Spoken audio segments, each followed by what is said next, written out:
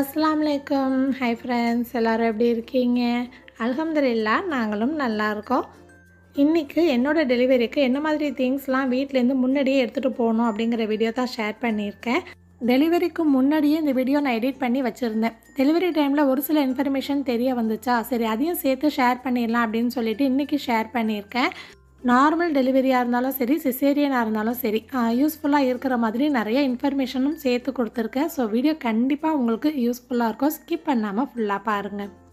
Welcome to rose petals.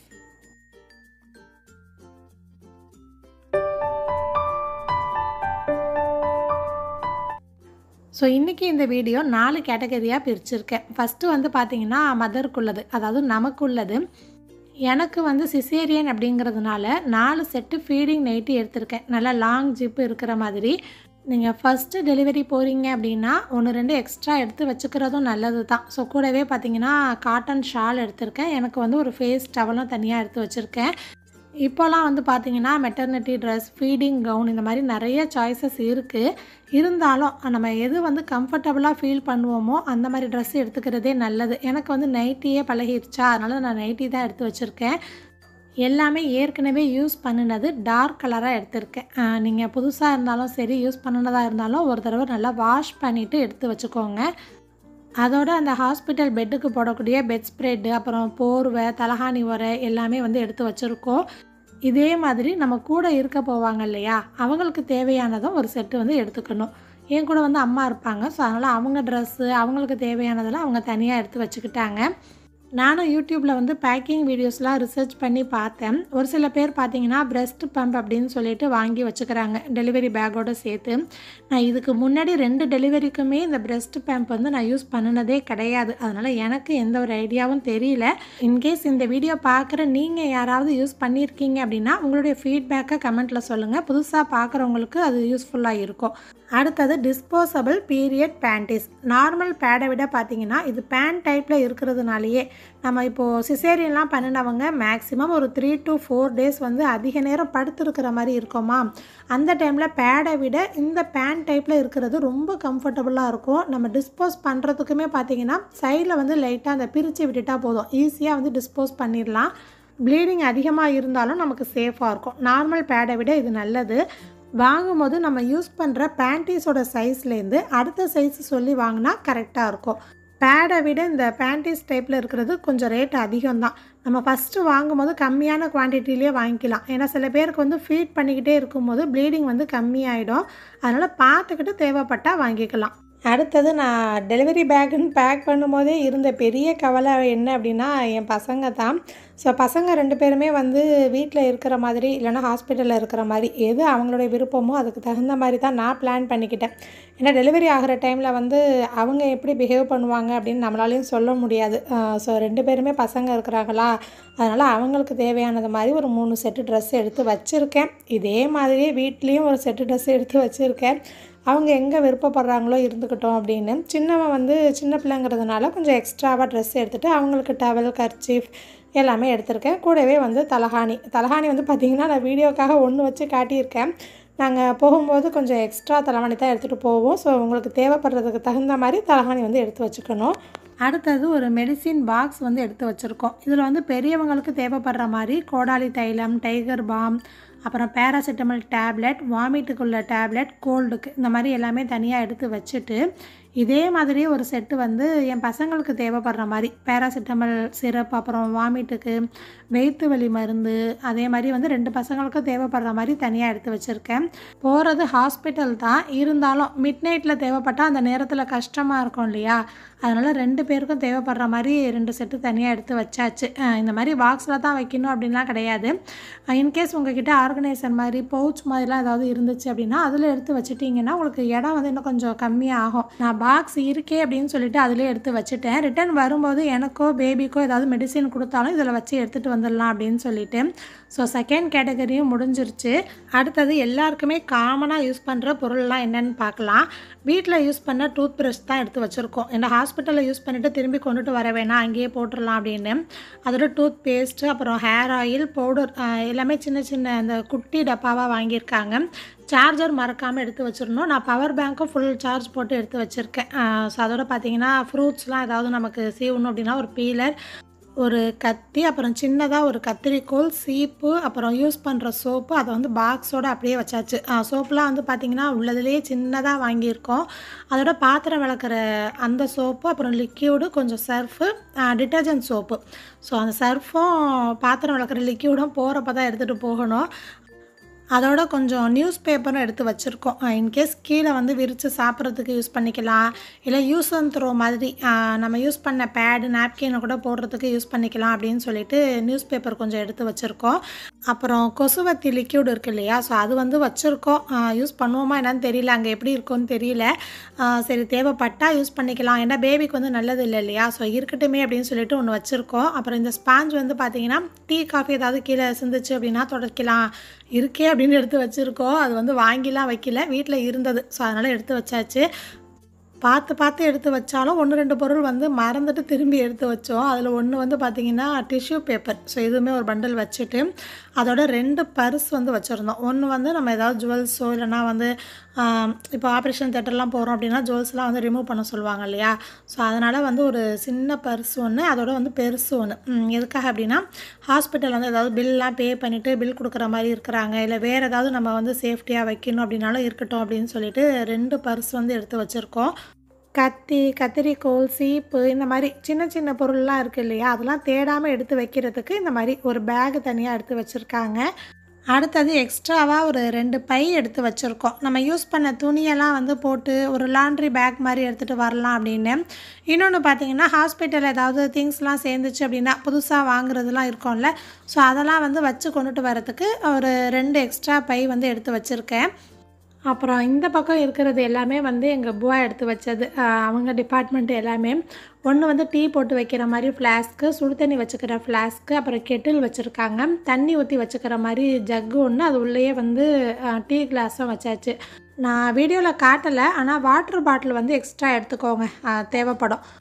அதோட கரண்டி, spoon, அப்புறம் சாப்பிட்ற பிளேட்டு, 2 எம்டி பாக்ஸு, ஒன்று வந்து சீனி போட்டு வச்சுக்கிற மாதிரி, இன்னொன்று வந்து காஃபி தூள் வாங்கினா வச்சுக்கலாம், பூஸ்ட்டு, காஃபி தூள் இந்த மாதிரி. அப்புறம் நான் வீடியோவில் காட்டுறதுக்காக இந்த மாதிரி 2 பாத்திரம் மட்டும் எடுத்து வச்சுருக்கேன். இன்னும் கொஞ்சம் எக்ஸ்ட்ராவும் எடுத்து வச்சுருக்காங்க. ஸோ பேசிக்காக என்ன தேவைப்படும் அப்படின்னு வச்சுருக்கேன். ஒரு ஏர்டைட் பாக்ஸ், அப்புறம் ஒரு சின்ன சட்டி, சுடு தண்ணி வந்து ஆற வச்சு போட்டு வைக்கலாம் அப்படின்னு சொல்லிட்டு வச்சுருக்கேன் அப்படின்னு சொன்னாங்க. ஸோ இந்த இடத்துல வந்து எனக்கு வேறு எந்த ஐடியாவும் இல்லை, உங்கள் தேவைக்கு தகுந்த மாதிரி நீங்கள் வந்து எடுத்து வச்சுக்கோங்க. அப்புறம் இது என்ன அப்படின்னா தேன் பாட்டில் வச்சுருக்காங்க. முன்னாடிலாம் பார்த்தீங்கன்னா குழந்தை பிறந்தோடனே வந்து தேன் இல்லைனா ஜம் தண்ணி இந்த மாதிரி ஏதாவது பிள்ளைக்கு வந்து வாயில் வைப்பாங்க இல்லையா, அதனால் எடுத்து வச்சுருந்தாங்க. ஆனால் ஸ்ட்ரிக்டாக வந்து ஹாஸ்பிட்டலில் சொல்லிட்டாங்க, குழந்தை டாக்டர் வந்து இந்த மாதிரி தேனோ தண்ணி எதுவுமே வந்து பேபிக்கு ஃபஸ்ட்டு கொடுக்கக்கூடாது அப்படின்னு சொல்லிட்டாங்க. அதனால் நாங்கள் அங்கே யூஸ் பண்ணலை. ஸோ நான் வீடியோ எடுக்கும்போது கவர் ஆகிருந்ததுனால இந்த வீடியோவில் சொல்கிறேன்.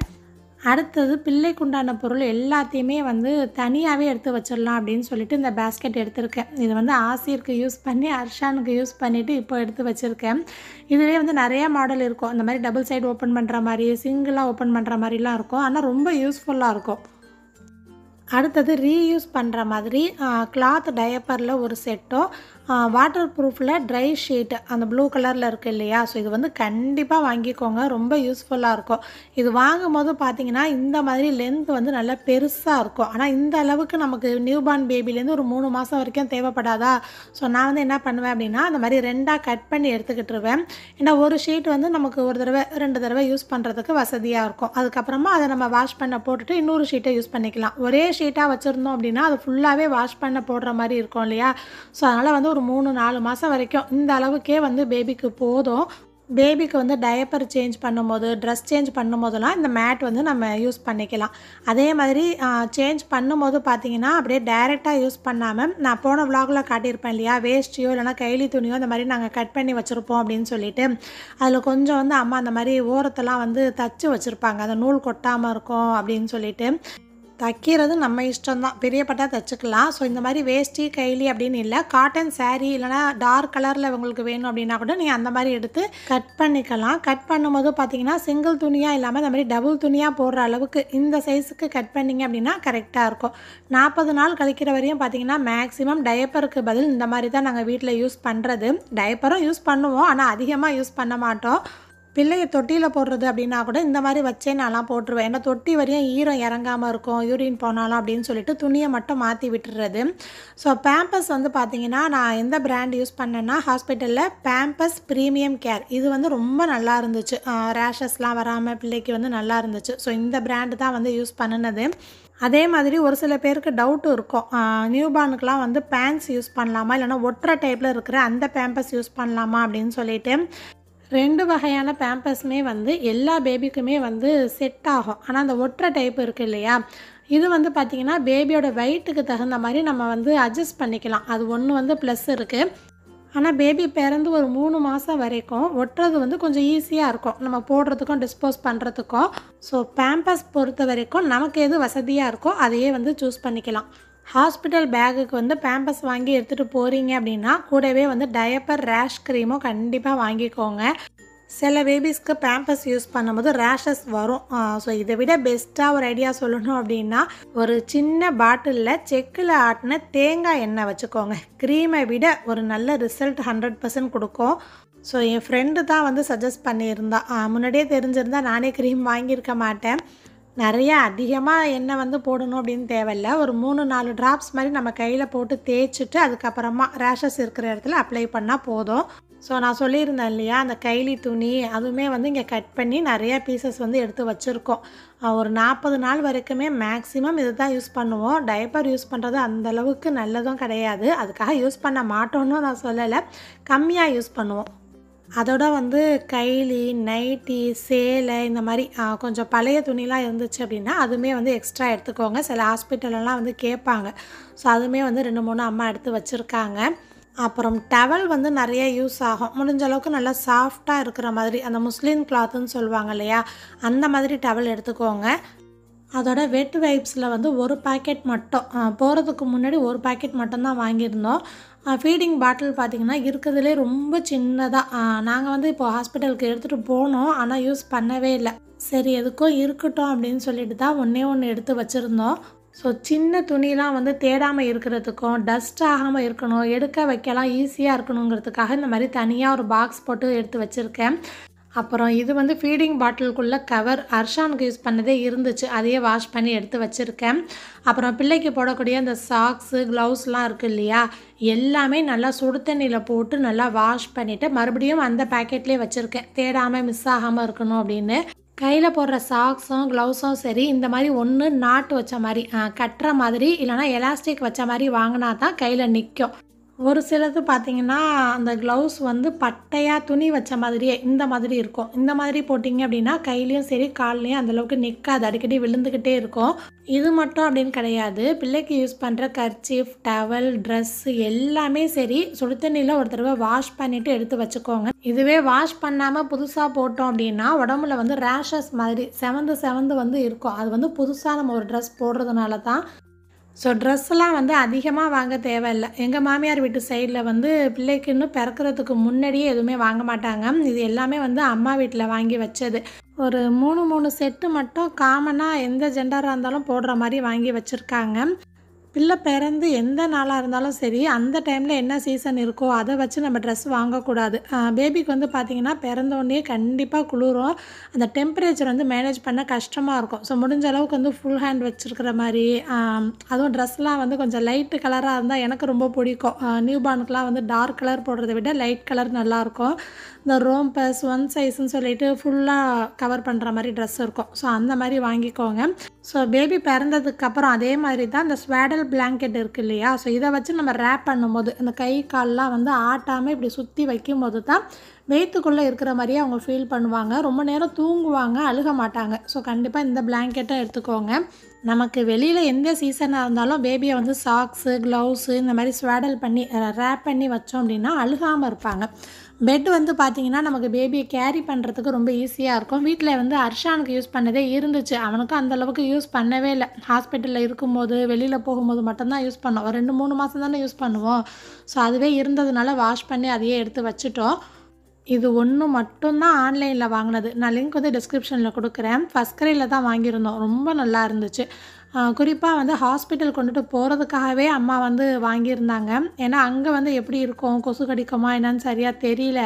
சரி வாங்கி வச்சுக்கிட்டோம் அப்படின்னா பிள்ளைக்கு வந்து ஹாஸ்பிட்டலில் இருக்கும்போதும் சரி, அதுக்கப்புறம் வீட்டுக்கு வந்ததுக்கப்புறமா யூஸ் பண்ணிக்கலாம் அப்படின்னு சொல்லிட்டு வாங்கினாங்க. ஸோ எனக்கே வந்து இந்த வீடியோ பார்க்கும்போது தான் தெரியுது, இவ்வளோ எடுத்துகிட்டு போவாங்களா ஹாஸ்பிட்டலுக்கு அப்படின்னு சொல்லிட்டு. ஏன்னா சில பேர் வந்து ஒரு பேக்கோடு போய்ட்டு டெலிவரிக்கு ரிட்டர்ன் வர்றவங்களும் இருக்கிறாங்க, இதை விட அதிகமாக எடுத்துகிட்டு போகிறவங்களும் இருக்கிறாங்க. ஸோ சில பேருக்கு அதிகமாக தெரியும், சில பேருக்கு இதை பார்க்கும்போது கம்மியாக கூட இருக்கலாம். அது அவங்கவுங்க பார்க்குறதும் அவங்கவுங்க லைஃப் ஸ்டைலை பொறுத்து இருக்குது. இன்னொரு டிப்ஸ் கடைசியாக சொல்லணும் அப்படின்னா, எல்லாத்தையும் ஒரே ட்ராலி ஒரே பேக்குன்னு வைக்காமல் பேபிக்குள்ளது நமக்குள்ளது அப்படின்னு சொல்லி தனித்தனியாக எடுத்து வச்சிட்டோம் அப்படின்னா அந்த டைமில் எடுத்து கொடுக்குறதுக்கும் ஈஸியாக இருக்கும். தேடாமல் எடுத்து கொடுக்கலாம் டக்குன்னு. ஸோ அந்த மாதிரி எடுத்து பேக் பண்ணிக்கோங்க. லாஸ்ட்டாக டாக்டர் ஃபைல் அதையுமே சொல்லிட்டேன். இந்த வீடியோ பார்த்துட்டு இருக்கும்போது இதில் நான் சொல்லாத விஷயங்கள் ஏதாவது இருந்துச்சு அப்படின்னா கமெண்ட்டில் வந்து மென்ஷன் பண்ணுங்கள். ஸோ 32 வாரத்துக்கு மேலேயே வந்து ஹாஸ்பிட்டல் பேக் பேக்கிங் பண்ண ஆரம்பிக்கலாம். ஸோ இந்த வீடியோ ப்ரெக்னெண்ட்டாக இருக்கிறவங்க பார்க்குறீங்க அப்படின்னா உங்களுக்கு எங்களுடைய வாழ்த்துக்கள். ஸோ இந்த வீடியோ யூஸ்ஃபுல்லாக இருக்குதுன்னு நினச்சா தெரிஞ்சவங்க கூடயும் ஷேர் பண்ணிக்கோங்க. வீடியோ ஃபுல்லாக பார்த்தவங்களுக்கு தேங்க்யூ.